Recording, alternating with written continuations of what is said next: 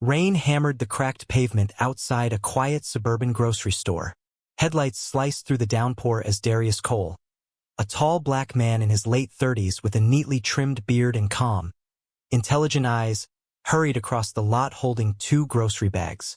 He wore a gray hoodie over a button-up shirt, a modest look, the kind of outfit that said working man, father, protector. Behind him, the sound of squealing tires split the night. "Hey! Hands where I can see them." 2 white police officers, Officer Raymond Holt, a hardened man in his 40s with sharp blue eyes and a jaw that looked carved from stone, and Officer Dean Miller, a nervous young cop with uncertain hands, jumped out of their cruiser, guns drawn. Darius froze, groceries falling to the wet asphalt, apples rolling under the car. What's going on?" he asked, confusion tightening his voice. "That your car?" Holt barked, nodding toward the sleek black BMW parked nearby. "Yeah, it's mine," Darius replied, voice steady but wary. "Step away from it. Hands behind your head." "I don't understand." "Now." The rain mixed with flashing red and blue lights as Darius was slammed against his own hood. His keys hit the ground. Holt snapped on handcuffs, the cold metal biting into his wrists. "You're under arrest for grand theft auto." "My own car," Darius shouted, disbelief breaking into anger. "That's my car. I have the registration inside the glove." "Save it," Holt sneered. "I've heard that one before." The younger officer shifted uneasily. "Ray, maybe we should." "Shut it, Dean," Holt snapped. "Guy doesn't fit the profile of someone who owns a car like this." The word profile hung heavy in the air like poison. Hours later, Darius sat in a cold interrogation room, water dripping from his soaked hoodie. The fluorescent light above flickered like a heartbeat. Officer Holt paced, smug and unbothered. "So, Mr. Cole, you expect me to believe that you own a $90,000 car, but you live on the South Side, work as a mechanic, and have a record for resisting arrest." Darius looked up, voice quiet but firm. "That charge was dropped. And yeah, I worked hard for that car.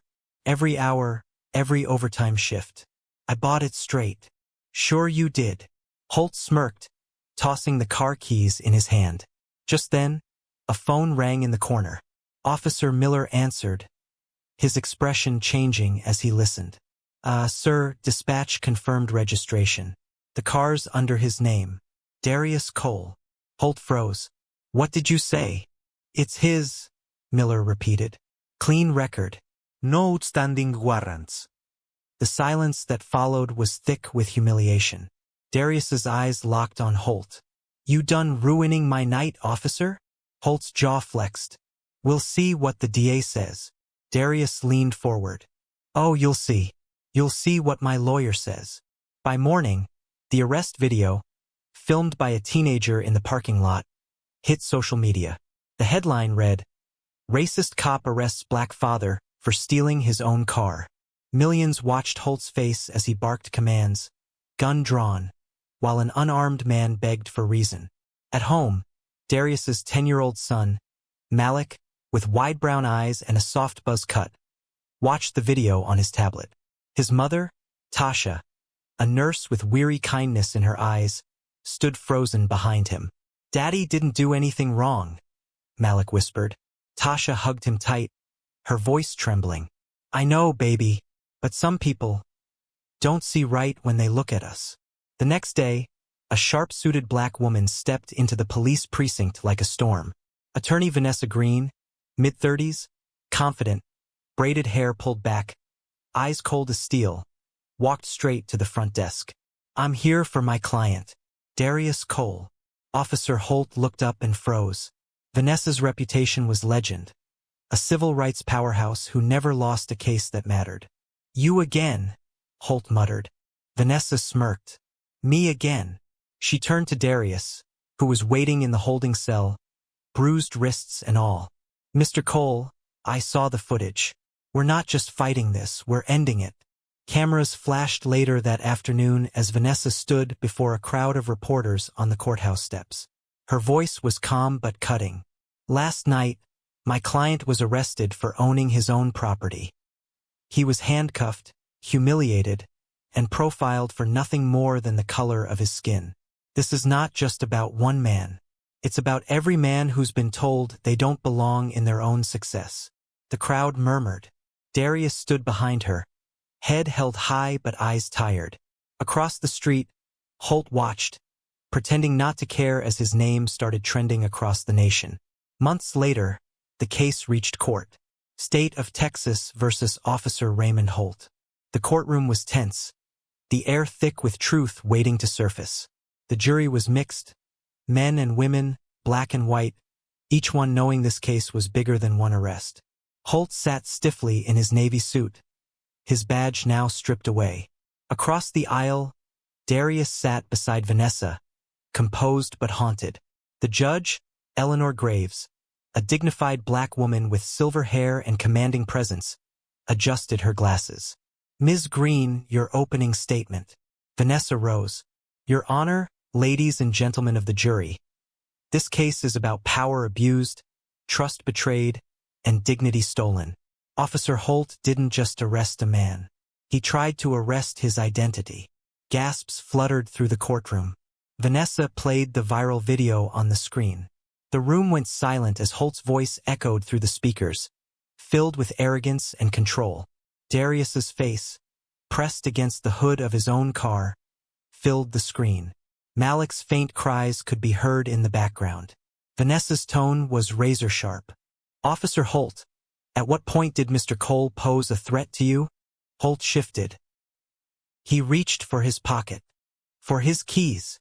He was moving fast. "Because you were pointing a gun at him?" Vanessa fired back. The jury murmured. Holt looked smaller with each passing second. "This was not a mistake," Vanessa continued. "This was bias. Unchecked. Unchallenged." She turned the screen again, this time showing Holt's internal record, 2 prior complaints of racial profiling, both buried by the department. The courtroom erupted in murmurs. "Objection!" Holt's lawyer barked. "Overruled," said Judge Graves.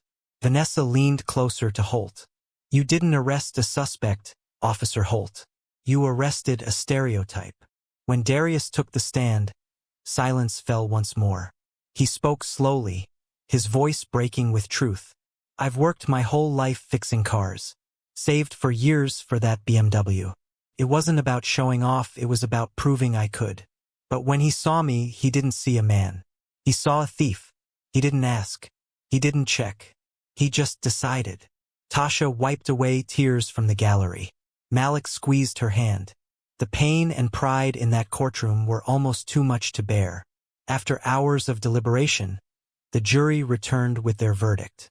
The foreman stood, papers trembling slightly in his hand. "On the charge of unlawful arrest and misconduct, we find the defendant, Officer Raymond Holt, guilty." A wave of emotion crashed through the courtroom. Darius closed his eyes, relief and vindication washing over him. Vanessa placed a steady hand on his shoulder. Justice had spoken. As reporters crowded the courthouse steps once more, Darius walked past Holt, who stood pale and silent. He stopped for just a moment. "I hope you learn to see people, not suspects." Holt said nothing. Outside, Malik ran into his father's arms. "Daddy, you won." Darius knelt, holding him tight. "No, son," he whispered. "We did." The rain began to fall again, light and cleansing. Community cheered. A father smiled through tears. And a system took one small step closer to justice. Because sometimes, even in a world that seems blind to fairness, truth finds its voice. And when it does, the whole world stops to listen. So before you scroll past, take a second to subscribe, because every time we tell a story like this, we remind the world that justice still matters, that voices like Darius's deserve to be heard, and that silence only helps the ones who abuse their power. Truth always fights back, and you can help it echo louder. Don't scroll past this story. Share it. Subscribe. Because every truth we tell makes it harder for lies to hide.